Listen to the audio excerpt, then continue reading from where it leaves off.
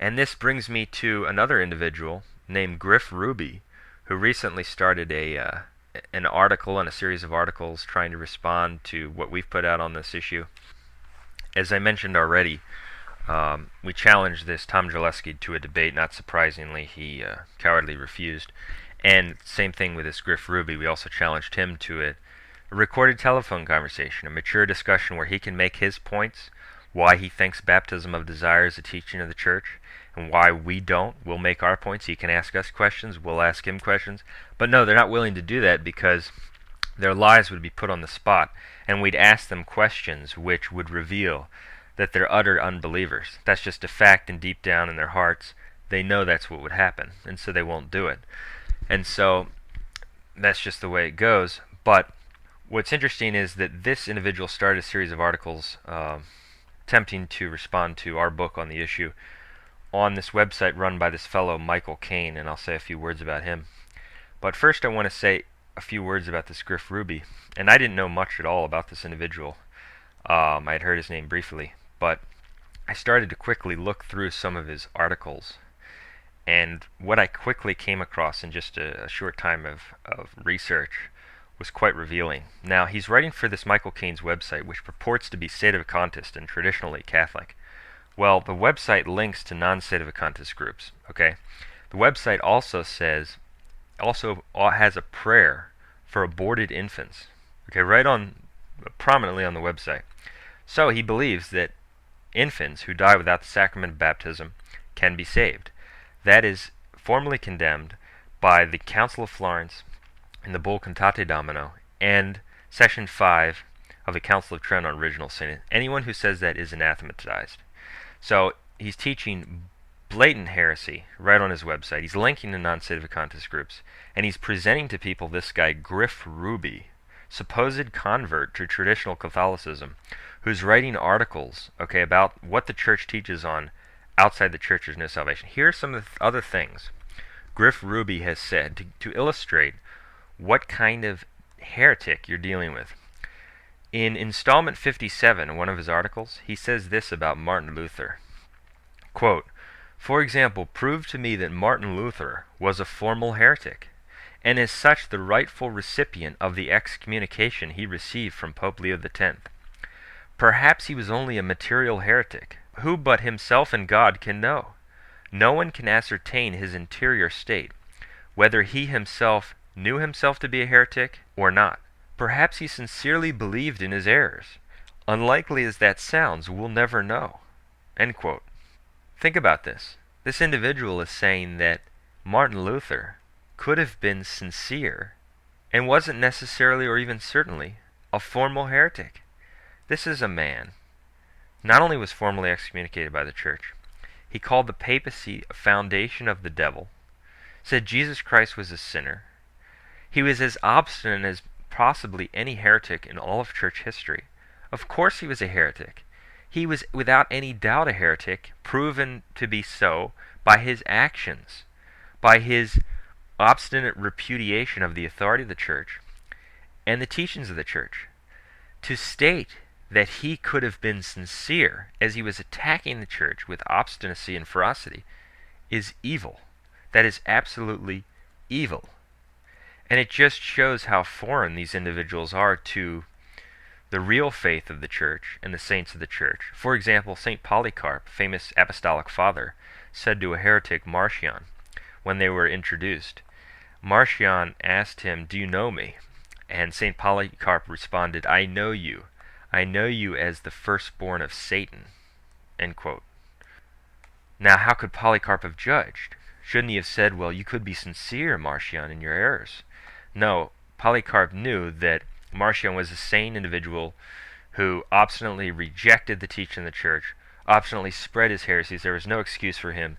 He was a bad-willed heretic. That's what a person with faith, that's what a Catholic says. An unbelieving apostate like Griff Ruby says that Martin Luther could have been sincere. That is indifferentism from the pit of hell. In another article, this Griff Ruby, in installment 53, says that Archbishop Lefebvre is widely recognized as a saint by all of truly Catholic sympathy. and on exactly the same basis as Padre Pio. Okay, so he thinks Archbishop Lefebvre was a saint, even though Lefebvre said that souls can be saved in Buddhism, Judaism, Hinduism, Islam, etc., meaning any other religion. Lefebvre truly believed it's fact that you could be saved, it's possible, in any religion, which is blatant heresy. So he thinks that a man who taught blatant heresy against the dogma outside the church there's no salvation was saintly, not to mention some of the other things he held.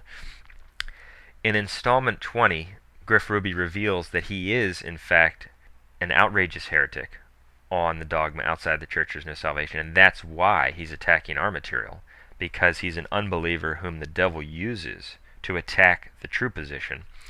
He says, he's speaking of, can good people go to hell? And he says, we know little or nothing of the gospel. If a person knows little or nothing of the gospel, and there God can and perhaps often will be quite merciful. But to learn of the gospel and not to seek to know more of it and to be remedied by it and empowered by it, to overcome sin in our lives is to reject so great a gift, and that's a supreme insult. So he says that if a person knows little or nothing of the gospel, God can and perhaps often will be quite merciful. Okay, implying that they could make it. So, it's not necessary, obviously, according to him, to know Jesus Christ. That is heresy. That's against the Athanasian Creed. Okay, that's to say that people can be saved without the Catholic faith. That is heresy. Oh, in the same section he goes on to say, quote, but without the church and its sacraments and authority and teaching, how much good they attain will be gravely limited, thus limiting their glory in heaven. Okay, so he's speaking of people who are saved, quote, without the church and its sacraments. Without meaning outside the church. Okay, but their glory will be limited. Okay, so basically it is truly like the Catholics are in first class on the way to heaven, but the people who are without the church and its sacraments are just in a different section of the plane. Now this is quite interesting. This same Griff Ruby, in talking about his, quote, conversion process, and this is what I'm pointing out here, is that this guy is not a true convert. He's never accepted as far as, he definitely doesn't now, and probably never accepted the church's teaching on salvation. He's talking about his journey, and he's talking about how then I began, he was a Baptist, he was a Jehovah's Witness, he was an evangelical, he was a Pentecostal. He says, quote, then I began regularly attending the evangelical church and learning from an extraordinarily wise and insightful pastor, for which I am grateful. Setting clear of divisive topics, he nevertheless found much to say of great value and interest. He goes on, I cannot think of a better place for a new Christian to have gone. Would even the pre-Vatican II church have impressed me as much? I was in need of far more basic lessons than even their most basic. He says that an evangelical church, a Protestant church, with a heretical evangelical pastor, was the best place for a new Christian to have gone. He says he cannot think of a better place for a new Christian to have gone. This is blasphemous. So I quote those from Griff to illustrate what kind of unbeliever you're dealing with. This is the kind of person who is being influenced to write these ridiculous articles in favor of salvation outside the church with his ridiculous arguments, as I will show. And he's being broadcast by this heretic, Michael Caine, who also believes in salvation outside the church, obviously believes aborted infants can be saved, links to non sedevacantists, and a few other words about this Michael Caine. And in our dealings with him, we've found him to be about as insincere as a traditionalist can be. He called us up, and I distinctly remember this conversation years ago. He had received one of our magazines, he and his wife, and had become totally convinced against the new Mass. He was like blown away by the material and, changing his position. At that time, he had been promoting on his website all kinds of pro-Vatican II church stuff. And his wife also claimed to be a visionary or a locutionist, receiving these messages which were pro the Vatican II church. All right, and so he was claimed to be convinced by the material, and he was going to change course, and we were glad to hear it.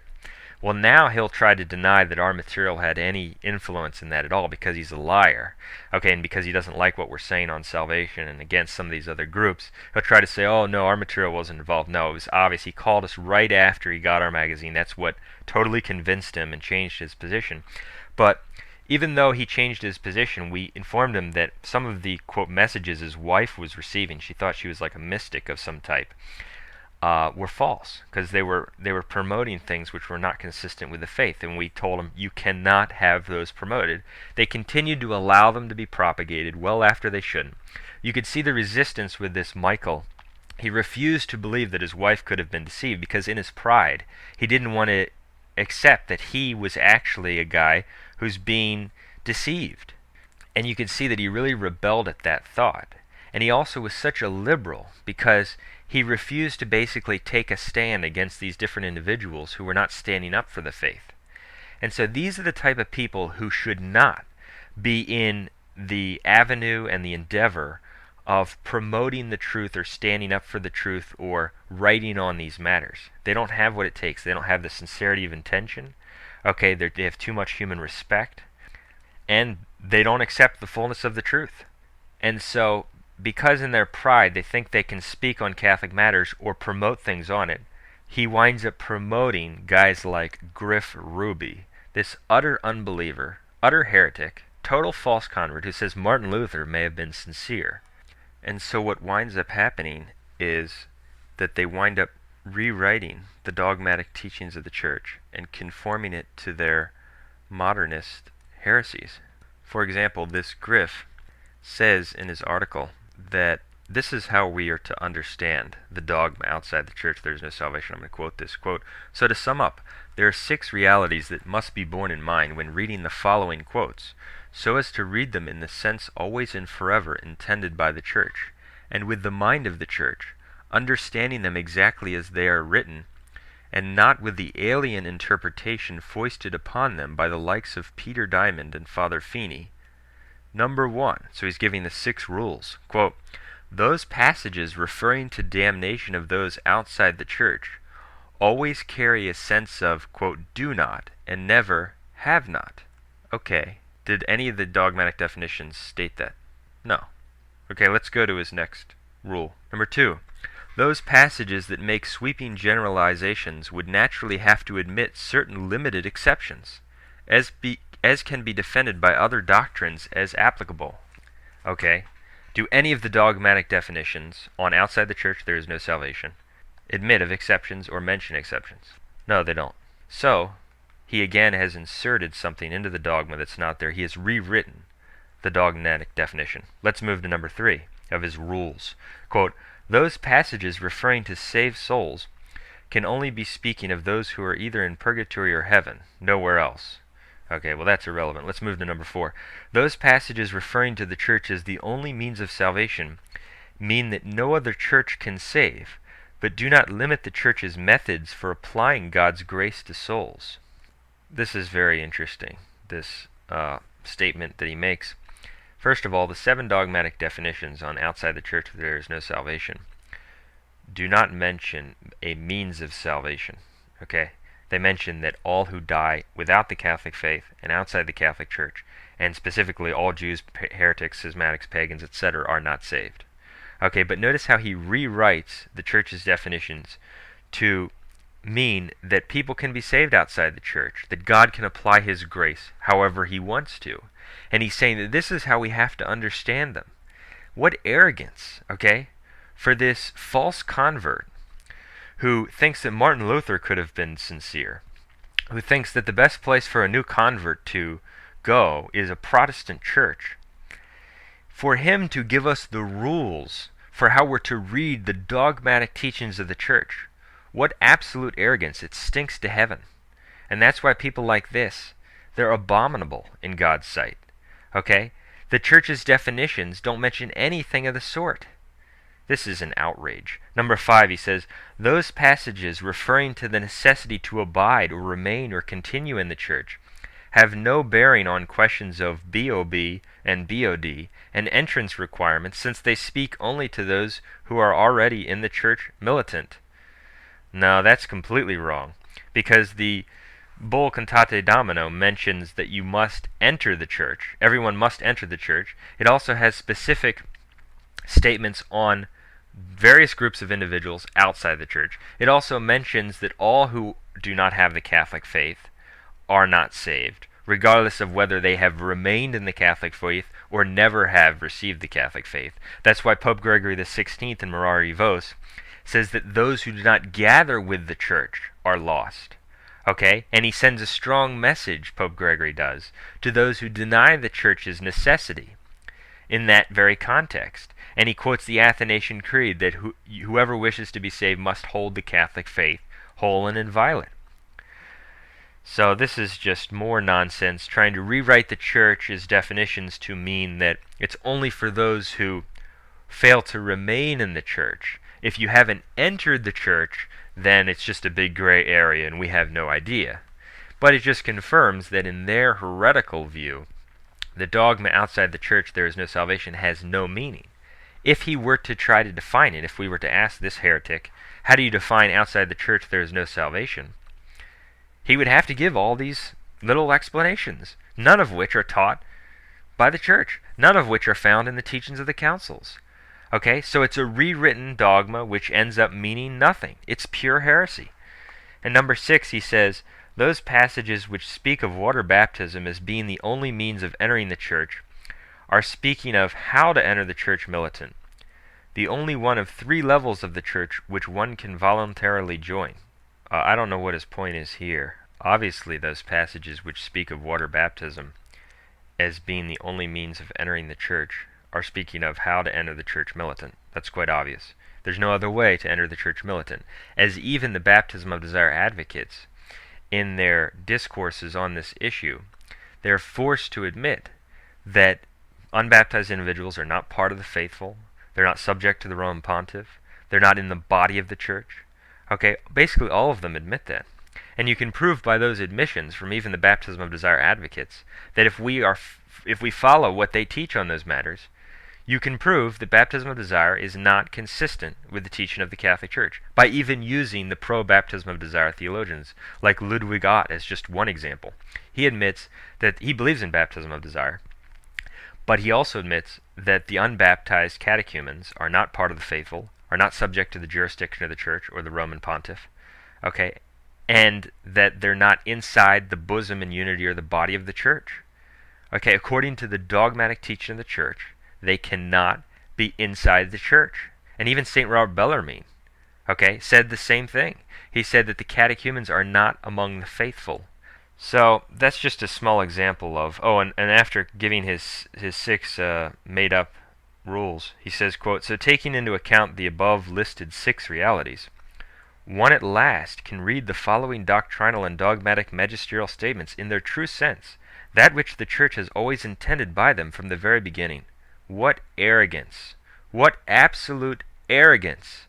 This heretic makes up these 6 requirements. As I've just shown, none of them are taught by the teaching of the Church. They're just the machinations of an unbelieving heretic.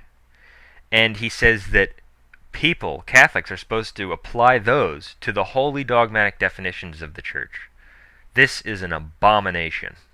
And then he has the audacity to quote Acts 4:12, the name of our Lord Jesus Christ, nor is there salvation in any other, for there is no other name under heaven given to men whereby we must be saved. As if he believes that. Right, sure.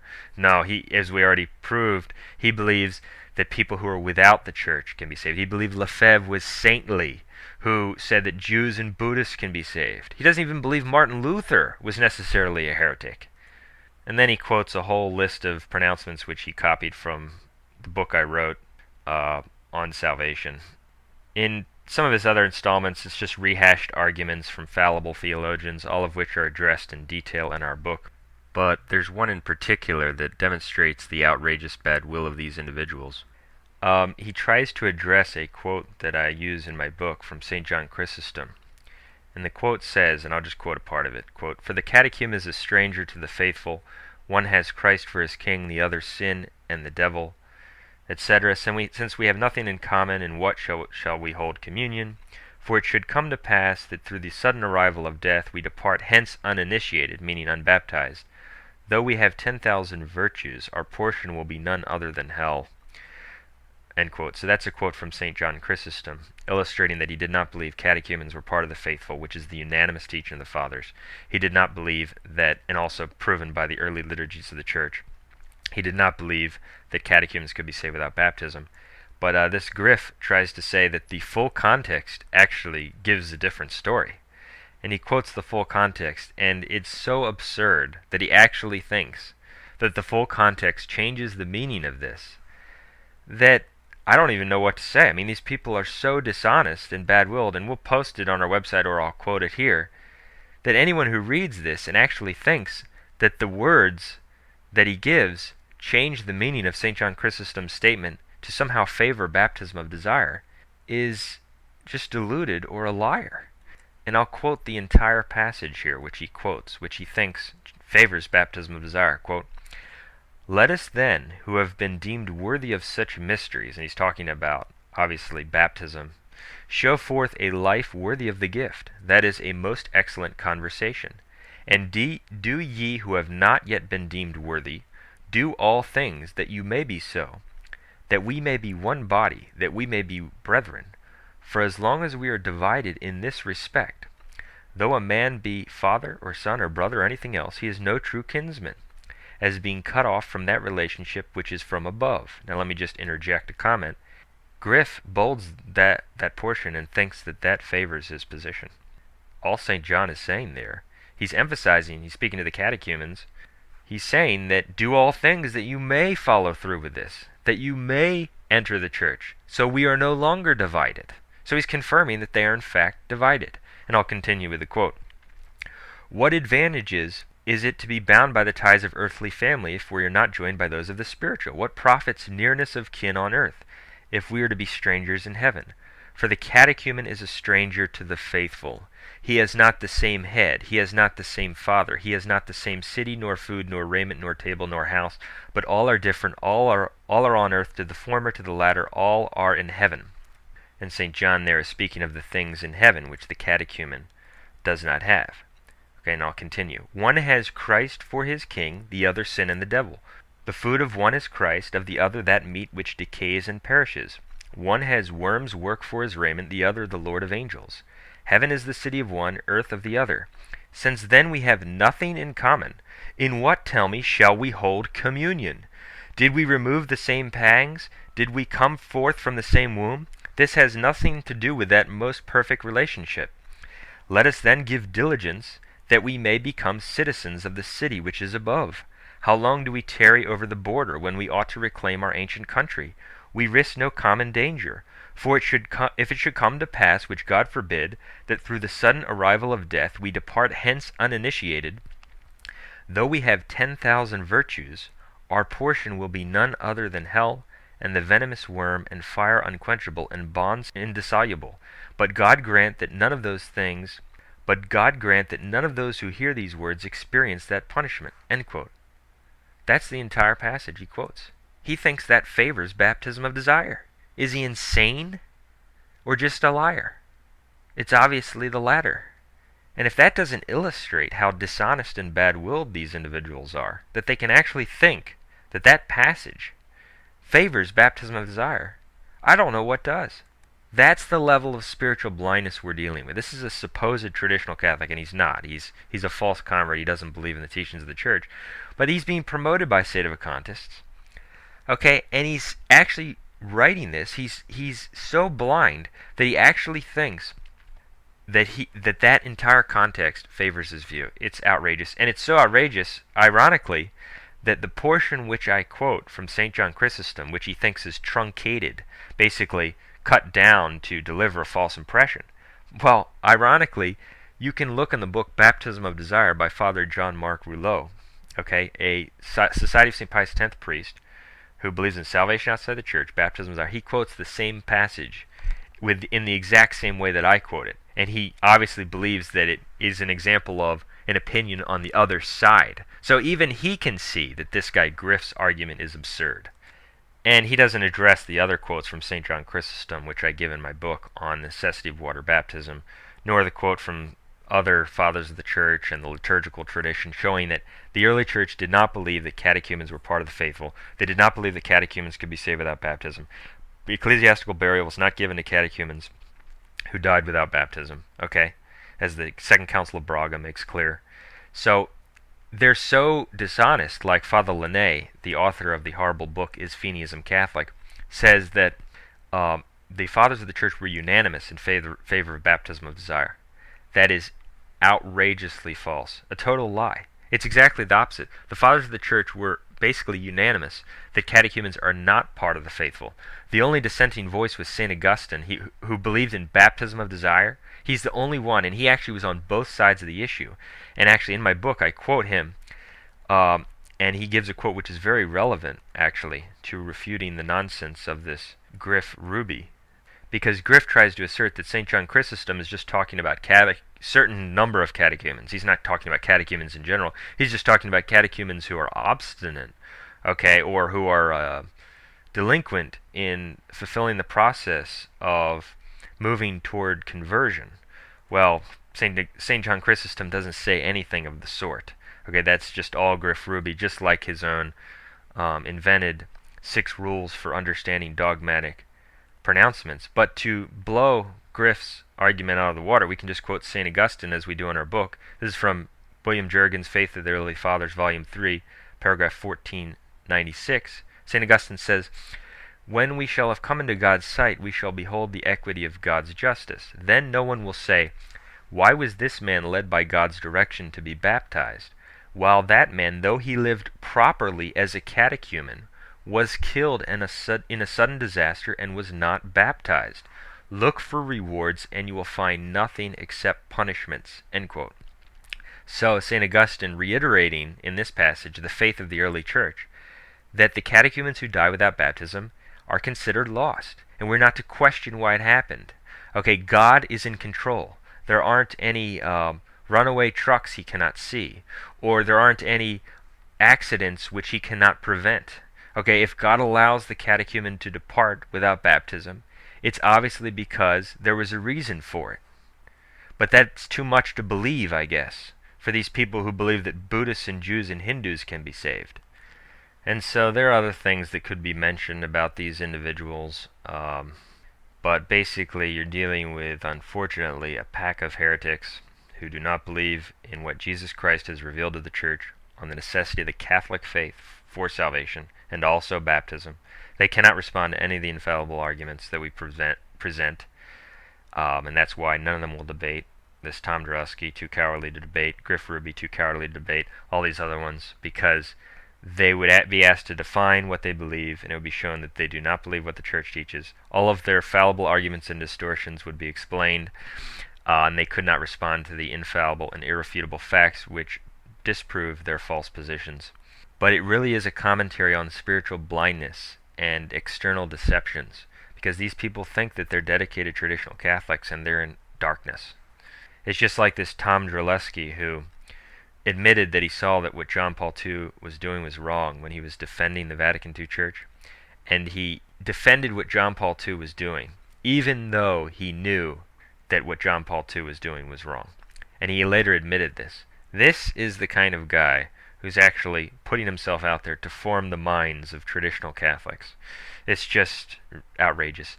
And see, even those people who believe in baptism of desire only explicitly, you can't hold that position. Okay, the church leaves no room for that in its dogmatic definitions. Furthermore, I don't know of one person who believes in baptism of desire in any form who fulfills his duty of denouncing heretics like these individuals I've mentioned. Like there's certain people out there, okay, who claim not to believe in this implicit baptism of desire heresy, but would not denounce these different groups and all these individuals who do believe in it. And he would consider them true Catholics. That person's not a real Catholic. Okay, because he does not believe that adherence to the dogma is something you have to be in the church. And so, in this situation, the people who are in favor of baptism of desire are against the teaching of the church. It's a false doctrine. It's a major error, which for most people is a heresy, and it must be rejected.